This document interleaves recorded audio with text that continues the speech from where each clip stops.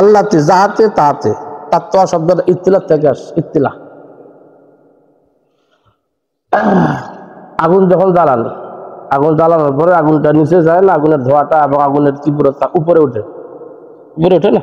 ছোট্ট পাতা, একটা ওজনওয়ালা নাই, ওজন নেই, পাতলা জিনিস আগুনের উপরে দিলে আগুনটা ওইটাকে আরো উপরে নিয়ে যায়। আল্লাতি তাত্ত্বা তাহাতে যাহাতে মানে জাহান্নামে। এই অবস্থা দেখিয়া আফিদা মানে হলো অন্তরকরণ, হৃদপিণ্ড তাদের দুঃখ দুঃখ করে যেতে, সেইটা কথা বলা হচ্ছে না। দুনিয়াতে যা কিছু করেছে ফুয়াত, আফিদা শব্দটা ফুয়াত থেকে আসছে।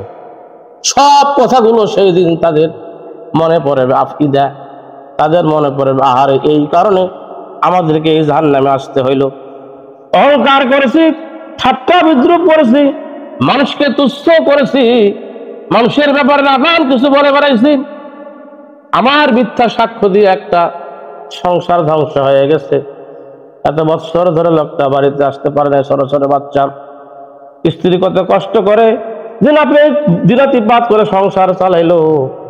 এই যে কষ্টের কাজ সে করেছে আমার এই কাজটার কারণে, একটা মিথ্যা সাক্ষী দেওয়ার কারণে, বিনা কারণে একজন বহু বৎসর জেল খাটলো মিথ্যা সাক্ষী দেওয়ার কারণে।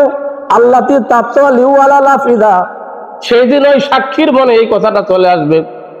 জজ ব্যারিস্টার যারা রায় দিল আর যারাই সাক্ষী ছিল এটার পক্ষে ছিল, বাইরে থেকে হু হা করেছিল, হ্যাঁ ঠিকই আছে।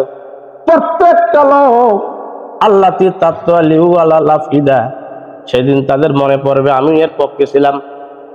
সেদিন মনে পড়ে হাউ মাউ করে কাঁদিও, কোনো লাভ হবে না। লাভ হবে নাকি?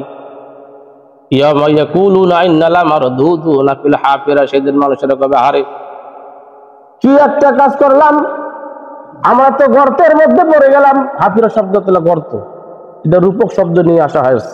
হাফিলাটা, হাফিরা মানে কি? গর্ত। গর্তে পড়ে গেলাম তার মানে আমরা বিপদে পড়ে গেলাম। কি একটা অবস্থা শুরু হয়ে গেল আমাদের, কেন এই কাজগুলা করেছিলাম? মানুষকে যখন আপনি খারাপ আচরণ করবেন, ক্ষতি যখন করবেন, 40 বছর পরে যদি আপনার সঙ্গে ওই লোকটার দেখা হয় বাজারে, রাস্তাঘাটে, বিভিন্ন জায়গায়, একবার দেখা হওয়ার সাথে সাথে তার কথাগুলো মনে পড়বে যে এই লোকটার মিথ্যা সাক্ষীর কারণে আমার এত জীবনের সময় নষ্ট হয়ে গেছে, আমার এরকম ক্ষতি হয়েছে, ঠিক কিনা? কাটা যাওয়া দাঁত মুছে যায় কবু, থাকে না কো চিরদিন। কথার আঘাতের দাগ মুছে না যে কবু, যায় যায় যায় চলে দিন। কেটে গেলে অনেক সময় দাগটা নষ্ট হয়ে যায়, 2-4-5 বছর পরে এই দাগটা দেখা যায় না, এরকম হয় কি হয় না? মানুষকে আপনি আঘাত দিয়েছেন, আপনার কথার দ্বারা একজন কষ্ট পাইছে, মৃত্যুর পূর্বক্ষণ পর্যন্ত তার স্মরণে আছে। আপনি যখন মারা গেলেন, আপনার জানাজা দ্বারা তার কথাটা মনে পড়লো, আরে এই লোকটার কারণে আমার জীবনের এতগুলো সময় নষ্ট হয়ে গেছে, সংসারে অশান্তি হয়ে গেছে, এই লোকটার কারণে আমাকে বেইজ্জতি হতে হয়েছে। জানাজা দেওয়া হবে।